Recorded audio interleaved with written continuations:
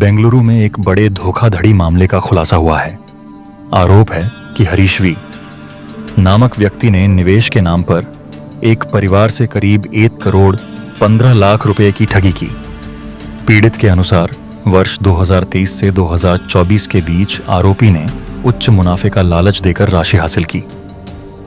नकद, bank transfer, RTGS और digital माध्यमों से राशि हासिल की।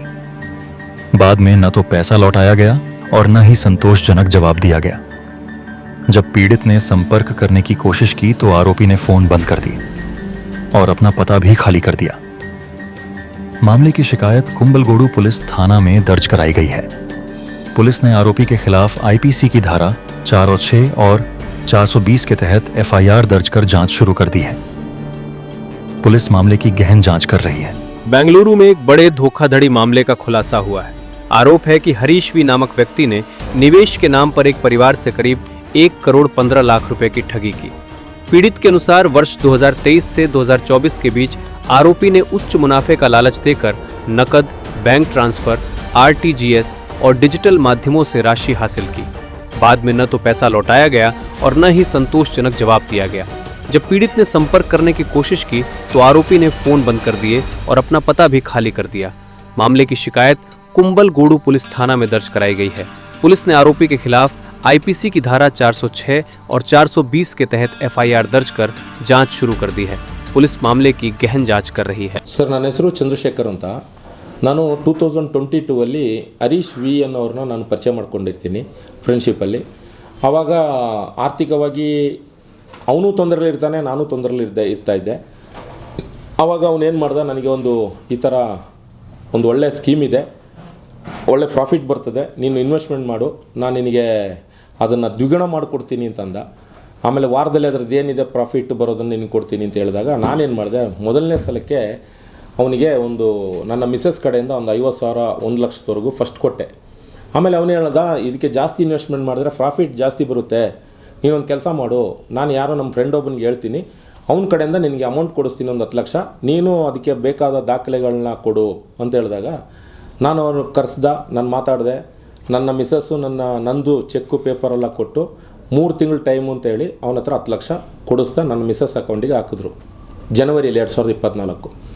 ನಾನೇನು ಮಾಡಿದೆ, ಅದರಲ್ಲಿ 8.5 ಲಕ್ಷ ಹಣವನ್ನು ವಿಡ್ರಾ ಮಾಡಿಕೊಂಡು ಇವನಿಗೆ ಹಂತವಾಗಿ ಇವನೇನು ಅಲ್ವಾ ನನಗೆ ಅಕೌಂಟಲ್ಲಿ ಕೊಟ್ಟರೆ ಕೆಲಸ ಬರೋಲ್ಲ, ಕ್ಯಾಶೇ ಕೊಡು ಅಂತ ಇದ್ದ.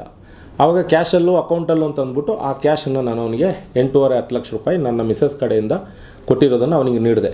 ಅದರಲ್ಲಿ ಅವನಿಂದ 1 ತಿಂಗಳು 2 ತಿಂಗಳು ಪ್ರಾಫಿಟ್ ಕೊಟ್ಟ, ಚೆನ್ನಾಗಿ ಬರ್ತಾಯಿತ್ತು. ಆವಾಗ ಇನ್ನೂ ಜಾಸ್ತಿ ಮಾಡಿದ್ರೆ ಇನ್ನೂ ಒಳ್ಳೇದ್ರಿ, ಗೋಲ್ಡ್ ರೇಟ್ ಜಾಸ್ತಿ ಆಗ್ತಾಯಿದೆ, ನಿಮಗೆ 1 to 2 ಆಗೋಯ್ತದೆ ಹಾಗೆ ಹೀಗೆ ಅಂತ ಹೇಳಿದಾಗ ನಾನು ನನ್ನ ಪರಿಚಯ ಇರುವವರೆಲ್ಲ ಎಲ್ಲರನ್ನೂ, ಸರ್ ಈ ಥರ ಇದೆ, ನೀವು ಒಂದು ಇನ್ವೆಸ್ಟ್ಮೆಂಟ್ ಮಾಡಿದ್ರೆ ಒಳ್ಳೆಯದು ಅಂತ ನನ್ನ ನಂಬಿಕೆ ಮೇರೆಗೆ ಸುಮಾರು ಜನ, ಹೆಚ್ಚು ಕಮ್ಮಿ 7-8 ಜನ ನನಗೆ ಇನ್ವೆಸ್ಟ್ಮೆಂಟ್ ಮಾಡಿದ್ರು. ಈ ಹಣನ ನಾನೇನು ಮಾಡಿದೆ, ಇವನಿಗೆ 66 ಲಕ್ಷ ಅಕೌಂಟ್ ಮುಖಾಂತರ 20 ಲಕ್ಷ ಹಣವನ್ನು ಇವನು ಹೇಳಿದ ಜಾಗ ಎಲ್ಲಿ ರಾಜರಾಜೇಶ್ವರಿ ಹಾಸ್ಪಿಟ್ಲ್ ಪಕ್ಕ ಒಂದು ಶ್ರೀನಿಧಿ ಹೋಟ್ಲು ಅಂತಿದೆ, ಅಲ್ಲೇ ಬರ್ತಾ ಇದ್ದ, ಅಲ್ಲೇ ಕೂರಿಸ್ತಾ ಇದ್ದ, ಅಲ್ಲೇ ಕಾಫಿ ತಿಂಡಿ ಕೊಟ್ಟು ಅವನೇ ಅಲ್ಲೇ ಬಿಲ್ ಕೊಡ್ತಾ ಇದ್ದ ನಮಗೂ. ಇವನೇನು ಮಾಡ್ದೆ, ನಾನು ಅಲ್ಲೇ ಅವನಿಗೆ ಏನು ಮಾಡ್ತಾಯಿದ್ದೆ, 2 ಲಕ್ಷ 3 ಲಕ್ಷ ಅಂತ ಕೊಟ್ಟು 20 ಲಕ್ಷ ಹಣವನ್ನು ಕೊಟ್ಟಿದ್ದೆ. ಒಟ್ಟು 86 ಲಕ್ಷ ಅವನ ಅಕೌಂಟಿಗೆ ಸೇರಿದೆ. ಅವನೇನು ಮಾಡ್ದ, ಅದರಲ್ಲಿ ನನಗೆ ಮಾರ್ಚು ಶುರು ಮಾಡಿರೋದು 2023ರಿಂದ ಹಂತವಾಗಿ 24ರಲ್ಲಿ ಅವನಿಗೆ ಅಮೌಂಟು ಜಾಸ್ತಿ ಆಗ್ತು. 23ರಿಂದ ಶುರು ಮಾಡೋದು, 24ರಲ್ಲಿ ಏನಾಯಿತು, ಅವನಿಗೆ ಅಮೌಂಟು ಸ್ವಲ್ಪ ಜಾಸ್ತಿ ಆಯಿತು. ಮಾರ್ಚಿಗೆ ಅವನಿಗೆ ಒಟ್ಟಲ್ಲಿ ಅವನ ಕೈಗೆ ಮಾರ್ಚ್ 18ನೇ ತಾರೀಕು ಹೊತ್ತಿಗೆ ಅವನ ಕೈಗೆ 86 ಲಕ್ಷ ಹಣ ಸೇರಿತು. ನಾನು ಎಷ್ಟು ಕಲೆಕ್ಟ್ ಮಾಡ್ಕೊಂಡಿದ್ದೆ ಅಂದರೆ 1 ಕೋಟಿ 2 ಲಕ್ಷ ರೂಪಾಯಿವರೆಗೂ ನಾನು ಕಲೆಕ್ಟ್ ಮಾಡ್ಕೊಂಡಿದ್ದೆ ಹಣ, 1 ಕೋಟಿ 2 ಲಕ್ಷ ರೂಪಾಯಿ. ಇವನೇನು ಮಾಡ್ದೆ, 2 ತಿಂಗಳು 3 ತಿಂಗಳು ಗ್ಯಾಪ್ ಮಾಡಿದಾಗ ನನಗೆ ಯಾರು ಇನ್ವೆಸ್ಟ್ಮೆಂಟ್ ಮಾಡಿರ್ತಾರೆ ಅವರಿಗೆ ನಾನು ಕೊಡಬೇಕಲ್ಲ, ಆವಾಗ ಆ ಹಣದಿಂದ ಅವರಿಗೆ ನಾನು ಕೊಡ್ತಾ ಇದ್ದೆ. ಅವಾಗ ಇವನೇನು ಹೇಳ್ತಾ ಇದ್ದ, ಚಂದ್ರು ಅವರೇ ಬೇಜಾರು ಮಾಡ್ಕೋಬೇಡಿ, ನಿಮಗೊಂದು ಕೆಲಸ ಹೇಳ್ತೀನಿ, ಈ ವಿಡ್ರಾ ನಾನು ಹಾಕಿದ್ದೀನಿ 1 ಕೋಟಿ 75 ಲಕ್ಷನೋ 77 ಲಕ್ಷನೋ ವಿಡ್ರಾಗೆ ಹಾಕಿದ್ದೀನಿ, ಈ ಹಣ ನಾನು ಬಂದ ತಕ್ಷಣ ನಿಮಗೆ ಅಪ್ಡೇಟ್ ಕ್ಲಿಯರ್ ಮಾಡಿ ಎಲ್ಲ ಕ್ಲೋಸ್ ಮಾಡಿಬಿಡ್ತೀನಿ, ನೀವು ದಯವಿಟ್ಟು 1-2 ತಿಂಗಳು ವೆಯ್ಟ್ ಮಾಡಿ ಅಂತಂದು. ಆ 2 ತಿಂಗಳು ಅಂತಕ್ಕಂಥದ್ದು ಜೂನ್ ಜುಲೈವರೆಗೂ ಹೋಯ್ತು 2024. ಆಮೇಲೆ ಆಗಸ್ಟಲ್ಲಿ ನಾನೇನು ಮಾಡಿದೆ, ಅವ್ರ ಮನೆಗೆ ಹೋದೆ. ಮನೆಗೆ ಹೋದರೆ ಹುಡುಕಿ ಮನೆ ಹುಡ್ಕೊಂಡು ಹೋಗಿದ್ದೀನಿ, ಎಲ್ಲಿ ಅವನ ಫ್ಲ್ಯಾಟ್ ಹತ್ರ ಹೋಗಿ ಅವನದು ಫೋಟೋ ತೋರಿಸಿ ಇವನು ಇದ್ದಾನಾ ಇಲ್ವಾ ಅಂತ ಕೇಳಿ ಅವನು ಯಾವುದೂ ಉತ್ತರ ಸಿಗಲಿಲ್ಲ ನನಗೆ. ಕೊನೆಗೆ ಬೆಳಿಗ್ಗೆ 5 ಗಂಟೆಯಿಂದ 8 ಗಂಟೆವರೆಗೆ ಕಾದಾಗ ಅವನು ಬೈಕಲ್ಲಿ ಬರೋದು, ಮಗನ್ನ ಕಾಲೇಜಿಗೆ ಕರ್ಕೊಂಡೋಗಿ ಬಿಡೋಕ್ಕೆ ಬರ್ತಾಯಿದ್ದ. ಆವಾಗ ನನಗೆ ಅವನು ಮನೆಯಲ್ಲಿ ಅಂತ ಗೊತ್ತಾಗಿತ್ತು. ಆಮೇಲೆ ಮನೆಗೆ ಹೋದೆ, ಅವ್ರ ಮಿಸ್ಸಸ್ ಹತ್ರ ಮಾತಾಡಿದೆ, ಅವರು ಮಾತಾಡಿದ್ರು, ಇಲ್ಲ ನಮ್ಮ ಯಜಮಾನ್ರು ಮೋಸ ಮಾಡಲ್ಲ ಅಂತಲೇ ಹೇಳಿದ್ರು. ಆಮೇಲೆ ಕೊನೆಗೆ ಇವನು ಏನು ಮಾಡ್ದ, ಕೊಡ್ತೀನಿ ಅಂತ ಹೇಳ್ಕೊಂಡು ಬಂದು ಕೊನೆ ನಮ್ಮ ಹತ್ರನೇ ಜಗಳಕ್ಕೆ ಬಿದ್ದುಬಿಟ್ಟ. ನಿಮ್ಮ ಹೆಸರು ಬರೆದು ಸಾಯ್ತೀವಿ, ಹಂಗೆ ಮಾಡ್ತೀವಿ ಹಿಂಗೆ ಮಾಡ್ತೀವಿ. ನಾವು ಇದನ್ನು ಕೊನೆ ನಮಗಿದೆ ಯಾವುದಪ್ಪ ಗ್ರಾಚಾರ ಅಂದ ತಕ್ಷಣ ನಾನು ಇದನ್ನು ಕುಂಬಳಗೋಡು ಸ್ಟೇಷನಲ್ಲಿ 2024 ಆಗಸ್ಟ್ 25-26 ಅವರ ಸ್ಟೇಷನ್ಗೆ ಈ ಥರ ಆಗಿದೆ ಸರ್, ನನಗೊಂದು ಅನ್ಯಾಯ ಆಗಿದೆ, ನನಗೆ ಇಷ್ಟು ಲಕ್ಷ ಅಮೌಂಟ್ ಮೋಸ ಮಾಡಿದ್ದಾನೆ, ದಯವಿಟ್ಟು ಇದನ್ನು ನನಗೆ ಇದು ಮಾಡಿಕೊಡಿ ಅಂತ ನಾನು ಕಂಪ್ಲೇಂಟ್ ಕೊಡೋಕ್ಕೆ ಹೋದೆ.